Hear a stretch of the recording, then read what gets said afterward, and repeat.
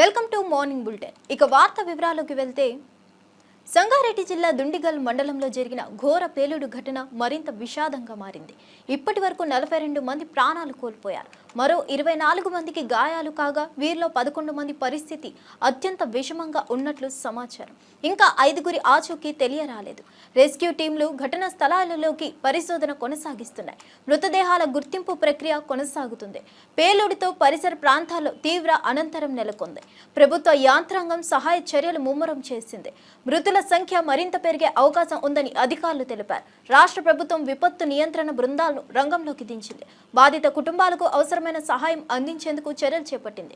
ఈ ఘటనపై సమగ్ర విచారణ చేపట్టాలని ప్రజలు డిమాండ్ చేస్తున్నారు. ప్రీవియస్ హిస్టరీని కూడా వెరిఫై చేయండి. దాని తర్వాత ఇప్పుడు జరిగిన యాక్సిడెంట్కు ఎక్స్పర్ట్స్ను పెట్టి వాళ్ళు ఎక్స్పర్ట్స్ ఒపీనియన్ కలెక్ట్ చేయండి. జనరల్ ఒపీనియన్స్ లేకపోతే అజంప్షన్స్తోని don't conclude with assumption or general opinion.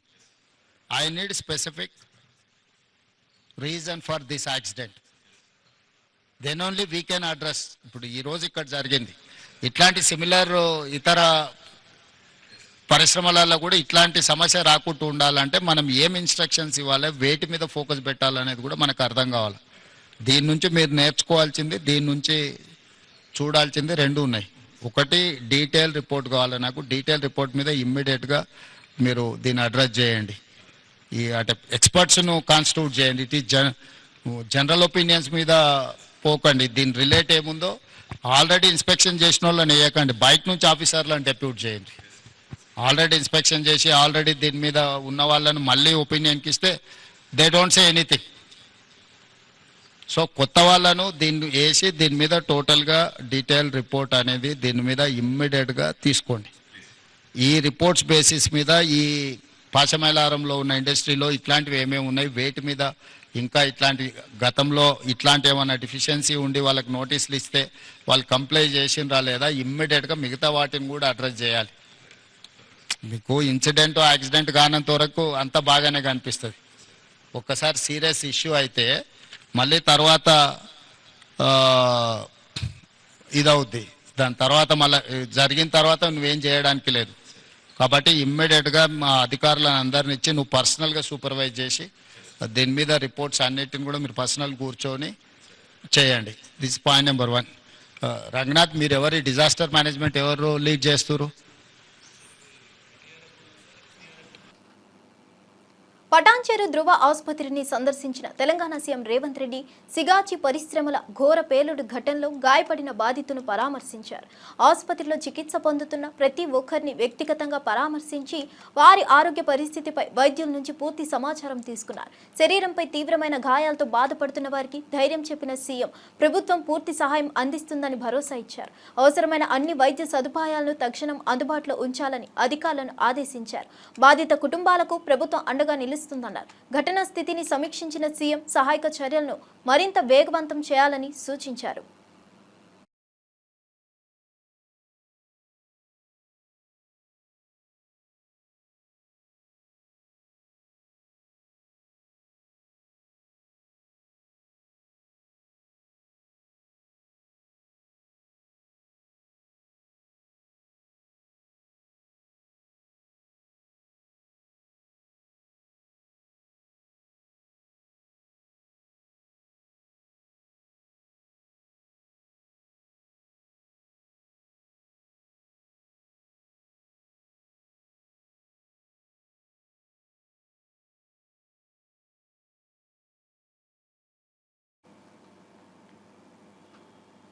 Pashamylaram పరిశ్రమలో జరిగిన ఘోర ప్రమాద ఘటనపై సీఎం రేవంత్ రెడ్డి తీవ్రంగా స్పందించారు. ఘటనపై సమగ్ర దర్యాప్తు జరిపి కొత్త అధికారులతో విచారణ చేపట్టాలని ఆదేశించారు. బాయిలర్స్ డైరెక్టర్లు పరిశ్రమలో తనిఖీలు చేసిన విషయమై వివరాలు అడిగి సూచనలు ఇచ్చారా అని ప్రశ్నించారు. పరిశ్రమలో ఇటువంటి ప్రమాదాలు పునరావృతం కాకుండా అధ్యయనం చేయాలని సూచించారు. ఊహాజనిత సమాధానాలు వద్దని అధికారులను హెచ్చరించారు. కార్మికుల బీమా సదుపాయాల విషయాన్ని తెలుసుకున్నారు. మానవత్వంతో స్పందించాలంటూ సూచించారు. మృతుల కుటుంబాలకు ₹1 కోటి నష్టపరిహారం కంపెనీ తరపున ఇవ్వాలని ప్రకటించారు. అధికారులు బాధ్యతతో వ్యవహరించాలని స్పష్టం చేశారు. పరిశ్రమ భద్రతపై ప్రత్యేక పర్యవేక్షణ తీసుకోవాలని ఆదేశించారు. దీనికి సంబంధించి చనిపోయిన కుటుంబాలకు కోటి రూపాయలు నష్టపరిహారం ఇప్పించాలి పరిశ్రమ వాళ్ళతో మాట్లాడి ప్రభుత్వం వైపు నుంచి పరిశ్రమ వైపు నుంచి చనిపోయిన కుటుంబాలకు కోటి రూపాయలు నష్టపరిహారం ఇవ్వాలి అని చెప్పి నేను ఆదేశాలు ఇవ్వడం జరిగింది. ఆదేశాల ప్రకారం మా మంత్రులు పరిశ్రమ యజమానులతో మాట్లాడి ప్రభుత్వం వైపు నుంచి సహకారం తీసుకొని వాళ్ళకి నష్టపరిహారం అందించడం జరుగుతుంది. దీనికి సంబంధించి చనిపోయిన కుటుంబాలకు కోటి రూపాయలు నష్టపరిహారం ఇప్పించాలి పరిశ్రమ వాళ్ళతో మాట్లాడి ప్రభుత్వం వైపు నుంచి పరిశ్రమ వైపు నుంచి చనిపోయిన కుటుంబాలకు కోటి రూపాయలు నష్టపరిహారం ఇవ్వాలి అని చెప్పి నేను ఆదేశాలు ఇవ్వడం జరిగింది. ఆదేశాల ప్రకారం మా మంత్రులు పరిశ్రమ యజమానులతో మాట్లాడి ప్రభుత్వం వైపు నుంచి సహకారం తీసుకొని వాళ్ళ తాడేపల్లిలోని వైఎస్ఆర్సీపీ కేంద్ర కార్యాలయంలో నిర్వహించిన యువజన విభాగం సమావేశంలో పాల్గొన్న పార్టీ అధినేత వైఎస్ జగన్ కీలక వ్యాఖ్యలు చేశారు. విలువలు విశ్వసనీయత విషయంలో తాను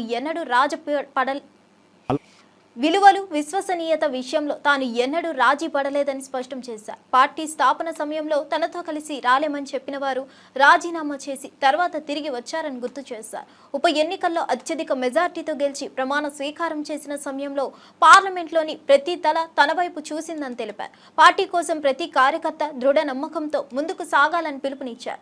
ఈ కార్యక్రమానికి యువజన విభాగం నాయకుడు బైరెడ్డి సిద్ధార్థరెడ్డి కూడా హాజరయ్యారు. యువజన నేతలతో జరిపిన ఈ సమావేశం పార్టీ భవిష్యత్తుకు దిశానిర్దేశంగా నిలిచింది.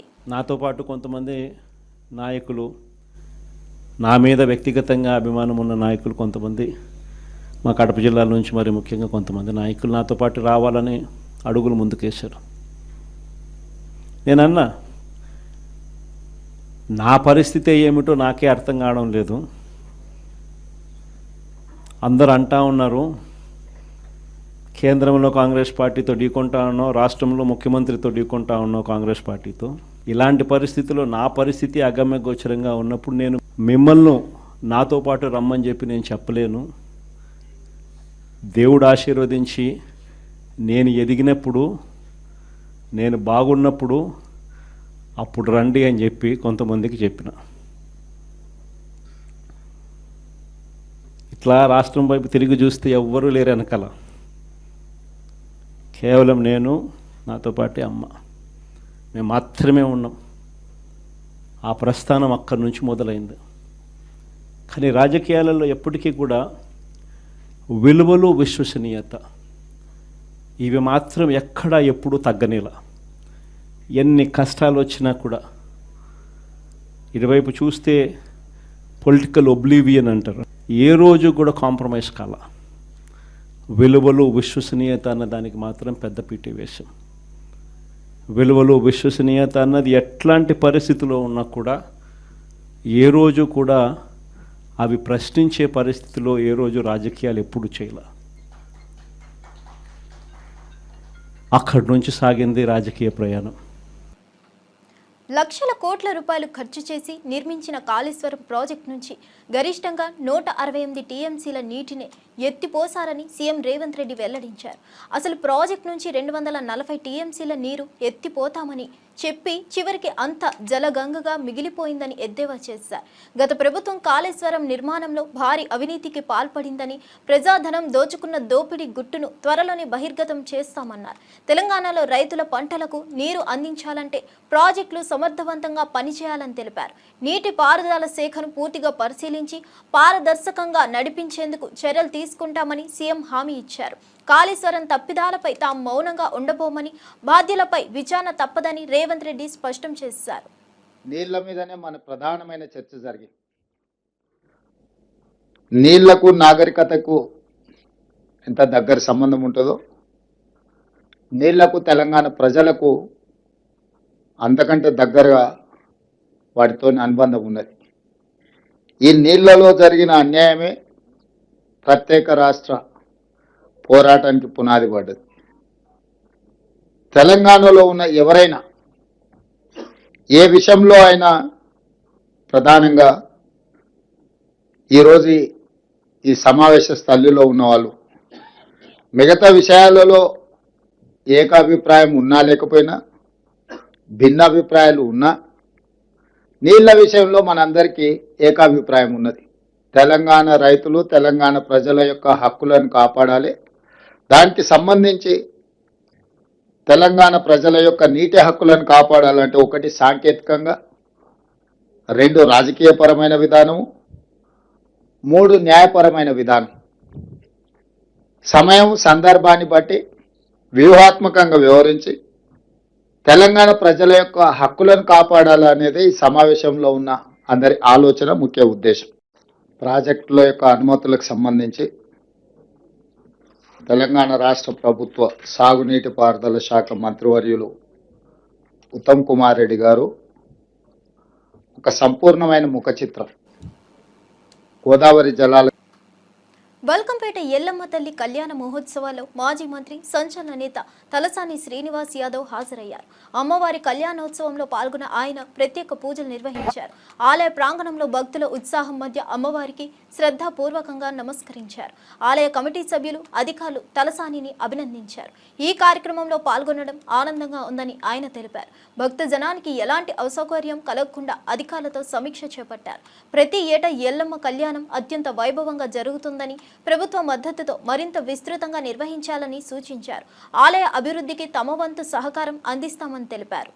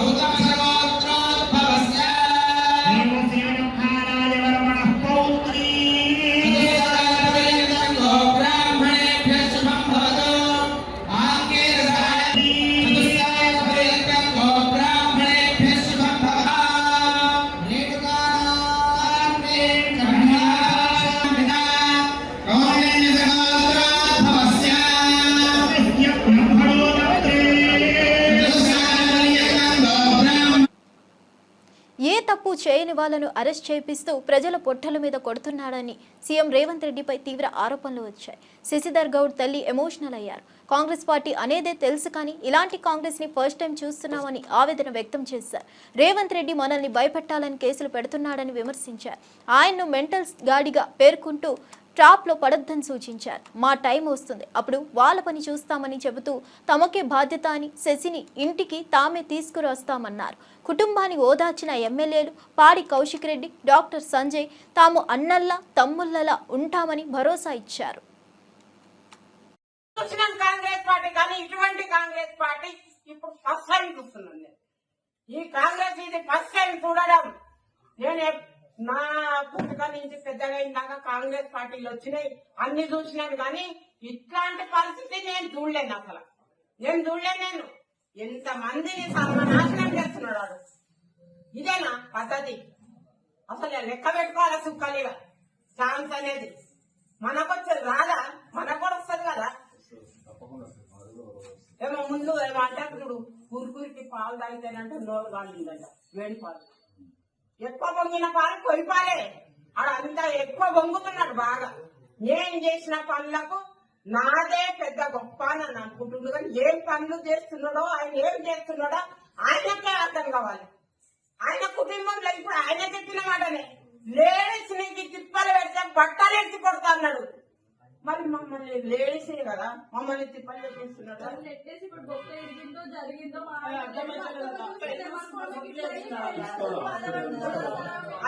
ఇప్పుడు మనం అంతా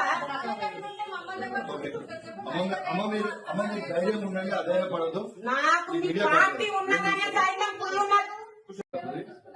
అన్ని విధాలుగా అండగా ఉంటాడు, ఖచ్చితంగా వస్తాడు. తాడిపత్రి రాజకీయాలు మళ్లీ వేడెక్కాయి. పెద్దారెడ్డిపై జేసీ ప్రభాకర్ రెడ్డి ఘాటు వ్యాఖ్యలు చేశారు. నువ్వు కుక్క గాడిదకు పుట్టిన క్రాస్ బీడ్వి, నీ గురించి ఇకపై మాట్లాడడం ఇదే చివరిసారి అంటూ తీవ్ర స్థాయిలో విరుచుకుపడ్డారు. పెద్దారెడ్డి ఇంటికి రిజిస్ట్రేషన్ లేకపోవడం వల్లనే కూల్చివేయాలని డాక్టర్ ఆదేశించారని స్పష్టం చేశారు. తాను మాట్లాడే ప్రతి మాటకు ఆధారాలు ఉన్నాయని అన్నారు. తాడిపత్రికి పెద్దారెడ్డి వస్తే నియమావళి ప్రకారం పర్మిషన్ ఇవ్వాలని ఏఎస్పీని కోరారు. తాడిపత్రిలో రాజకీయం కంటే న్యాయ పరిరక్షణ అవసరమని జేసీ పేర్కొన్నారు. ప్రతిపక్షం ఊహల్లో వ్యవహరిస్తుందని, ప్రజలు నిజాన్ని గ్రహించాల్సిన సమయం వచ్చిందని జేసీ హితవు చెప్పారు. రాజకీయాల పేరుతో చట్ట విరుద్ధంగా వ్యవహరించడం సహించబోమన్నారు. పొద్దున్న ఒకరు చెప్పదరా నాన్న తమ్ముడు పెద్దారెడ్డి నాకు ఎస్పీ పర్మిషన్ ఇలే గుడికి పంపిస్తావా నన్ను 2 గుళ్ళకి పంపిస్తావా ఎన్ని రోజులు పనుకున్నారా మున్సిపల్ ఆఫీసులో ఆడే నీళ్లు పోసుకున్నాడు ట్రాక్టర్ని రిపేర్కి పంపిద్దంటావే ఏంటి ఇలానే ఉంటుంది అంటాను ఇప్పుడు నేనేమనుకోవడం లేదు ఇట్లానే ఉంటుందంట మారు ఎస్పీ అనొద్దు నిన్నెవరో నాకు తెలియదు ఎవరితో ఇల్లు పలుకొట్టినారు ఏమనంటే వాళ్ళ దీంతో ఇది టైం అనుకొని పలుకొట్టినారు నేనే సరెండర్ చేసిన మంచిది కాదని ఇప్పుడు నుంచి ఇంక అనద్దు nobody wants fraction or గలాటా so the police has to maintain law and order your a cross breed of a donkey and a boar. Your face is like a boar, your behavior is like a donkey. అది దాన్ని కూడా compare చేయదు అది మంచిగా సేవ చేస్తుంది.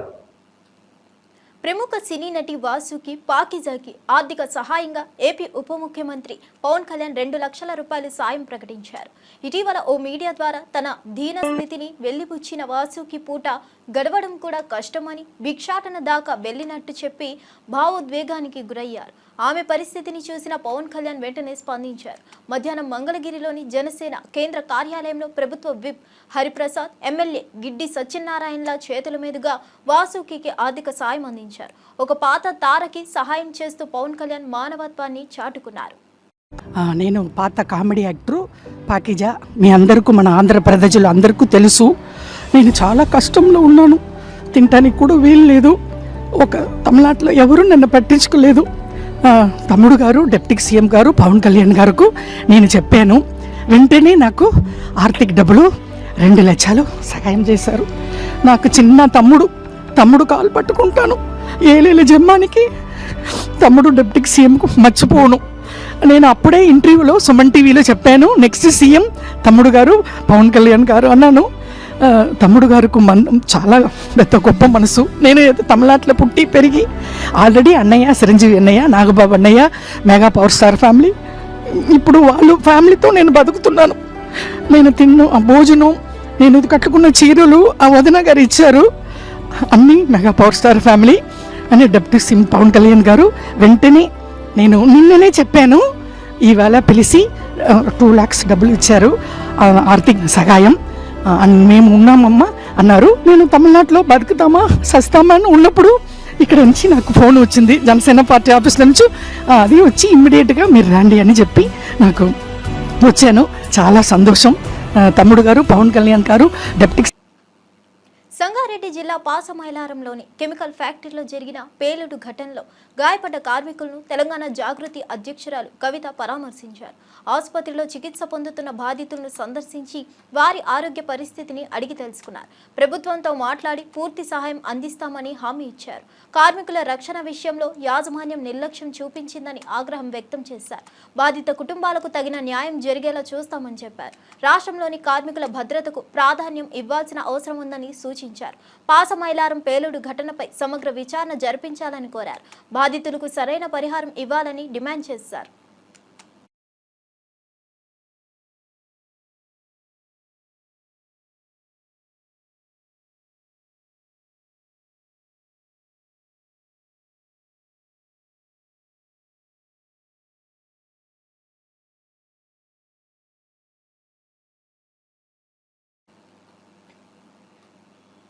Banakacherla project అనుమతుల అంశంలో CM Revanth Reddy తీసుకున్న అగ్రెసివ్ స్టెప్ వల్లే కేంద్ర నిపుణుల కమిటీ అనుమతులు ఇవ్వలేమని తేల్చి చెప్పిందని ఎంపీ చామల కిరణ్ కుమార్ రెడ్డి అన్నారు.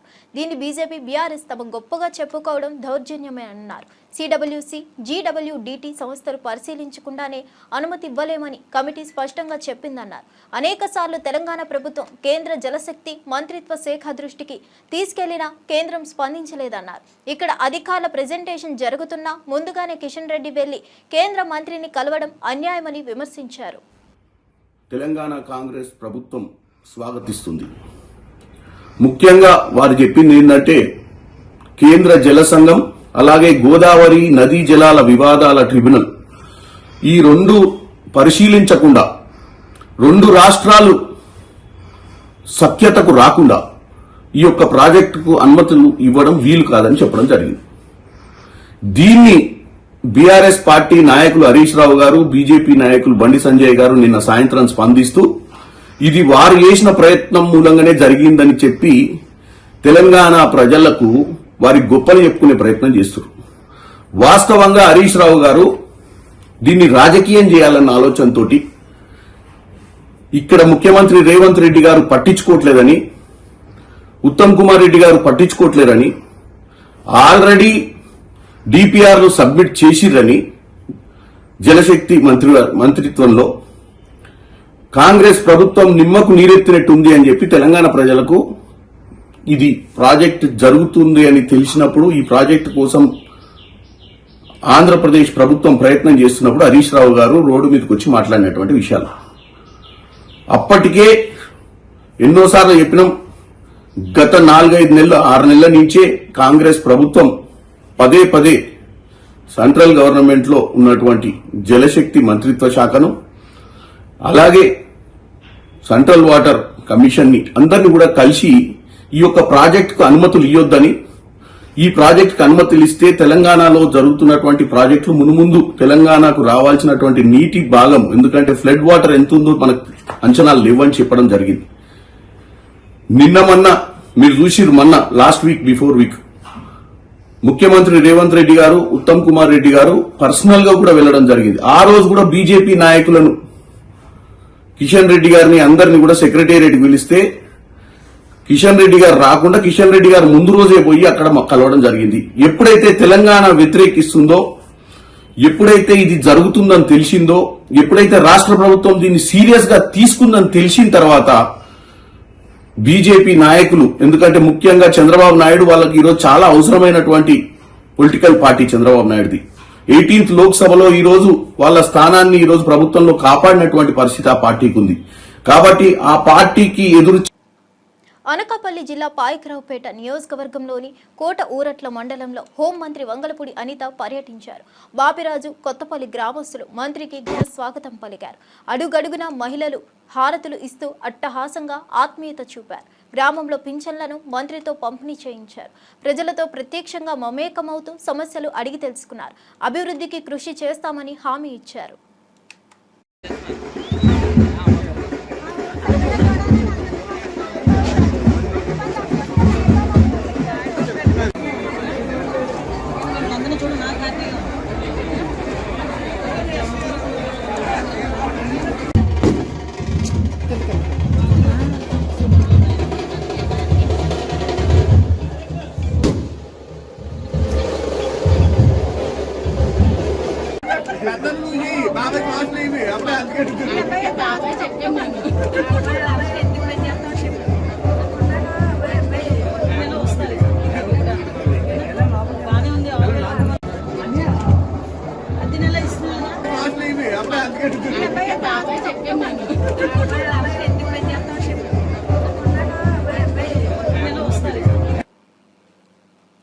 బనకచర్ల ప్రాజెక్ట్ ప్రతిపాదనను కేంద్రం తిరస్కరించిన నేపథ్యంలో తెలంగాణ ప్రభుత్వంలో మంత్రి ఉత్తమ్ కుమార్ రెడ్డి ప్రగతి భవన్లో కీలక ప్రెజెంటేషన్ ఇచ్చారు. పవర్ పాయింట్ ద్వారా బనకచర్ల ప్రాజెక్ట్ ప్రభావం, సమస్యలు, పరిష్కారాలపై సమగ్రంగా వివరించారు. ఈ సమావేశానికి ముఖ్యమంత్రి రేవంత్ రెడ్డి, డిప్యూటీ సీఎం భట్టి విక్రమార్కతో పాటు పలువురు మంత్రులు, ఎమ్మెల్యేలు, ఎమ్మెల్సీలు, కార్పొరేషన్ చైర్మన్లు, ఉన్నతాధికారులు హాజరయ్యారు. ఈ సందర్భంగా కేంద్ర ప్రభుత్వ నిర్ణయాన్ని విమర్శించారు. తెలంగాణ హక్కుల పరిరక్షణకు అన్ని చట్టబద్ధమైన మార్గాల్లో పోరాడతామని తెలిపారు. ఏపీ ప్రభుత్వం పంపిన ప్రతిపాదనల్లో స్పష్టతలేమీ ఉందని ఆరోపించారు. నీటి సమస్యలపై రాష్ట్రానికి న్యాయం జరిగేలా కేంద్రాన్ని ఒప్పించే ప్రయత్నాలు కొనసాగిస్తామని మంత్రి ఉత్తమ్ హామీ ఇచ్చారు. గోదావరి నది జలాలు రాయలసీమ తరలించడానికి ప్రయత్నాలు వాళ్ళు మొదలుపెట్టి మరి ఈ మధ్య కాలంలో మన మీద మన ప్రభుత్వం మీద దుష్ప్రచారం చేసే విషయం కూడా మీరు గమనిస్తున్నారు. మరి ముఖ్యమంత్రి గారు మేము చేసిన కృషికి అనుగుణంగా నిన్న కేంద్ర ప్రభుత్వం గౌరవ పిసిసి ప్రెసిడెంట్ గారికి స్వాగతం పలుకుతూ మరి మా కృషికి అనుగుణంగా కేంద్ర ప్రభుత్వం స్పందిస్తూ ఆంధ్రప్రదేశ్ ప్రతిపాదించిన ఈ పోలవరం బనకచెర్ల లింక్ ప్రాజెక్ట్ ని తిరిగి వెనక్కి పంపి, దయచేసి మీరు గమనించాలి, వాళ్ళ ప్రాజెక్ట్ ప్రపోజల్ ని వెనక్కి పంపించి మేమైతే వాదించామో గోదావరి వాటర్స్ డిస్ప్యూట్ ట్రిబ్యునల్ 1980 అవార్డుకి ఇది వ్యతిరేకంగా ఉందని చెప్పడం, దాంతో ఏకీభవించి కేంద్ర ప్రభుత్వం నిన్న అది వెనక్కి పంపించిన విషయం కూడా నేను హిమాచల్ ప్రదేశ్ భారీ వర్షాలతో అతలాకుతలమవుతుంది. ఎగువ నుంచి వస్తున్న ఆకస్మిక వరదలతో బియాస్ నదితో పాటు పలు నదులు ఉప్పొంగి ప్రవహిస్తున్నాయి. మండి జిల్లాలో ఓ వ్యక్తి మృతి చెందగా మరో 12 మంది గల్లంతయ్యారు. రాష్ట్ర వ్యాప్తంగా కొండ చర్యలు విరిగిపడుతున్న ఘటనలు ఆందోళన కలిగిస్తున్నాయి. వర్షాల తీవ్రతతో రోడ్లు, పుల్లలు దెబ్బతిని అనేక ప్రాంతాల్లో రాకపోకలు నిలిచిపోయాయి. జలవనరులకు సమీపంగా ఉన్న ప్రజలు అప్రమత్తంగా ఉండాలని అధికారులు హెచ్చరికలు జారీ చేశారు. భద్రతా బలగాలు, రెస్క్యూ బృందాలు రంగంలోకి దిగాయి. పర్యాటక ప్రాంతాల్లో హెచ్చరికలు జారీ చేసి పర్యాటకులను ఆ ప్రాంతాలకు వెళ్లవద్దని సూచిస్తున్నారు.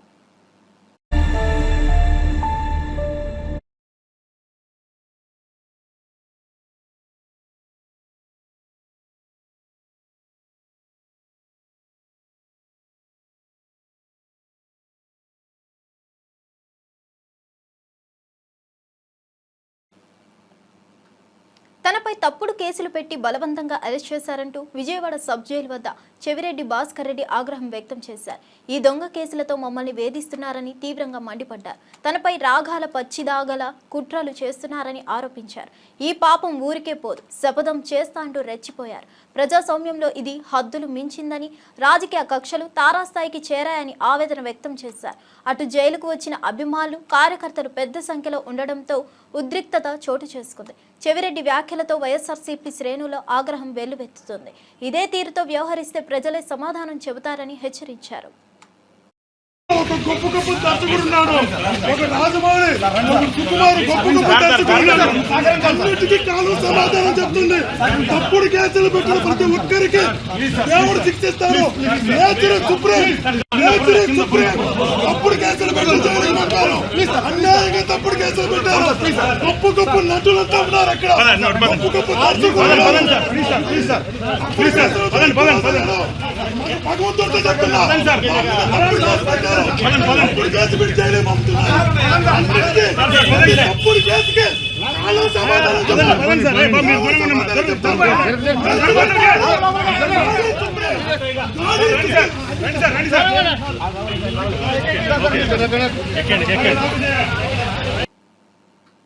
మరిన్ని అప్డేట్స్ కోసం చూస్తూనే ఉండండి.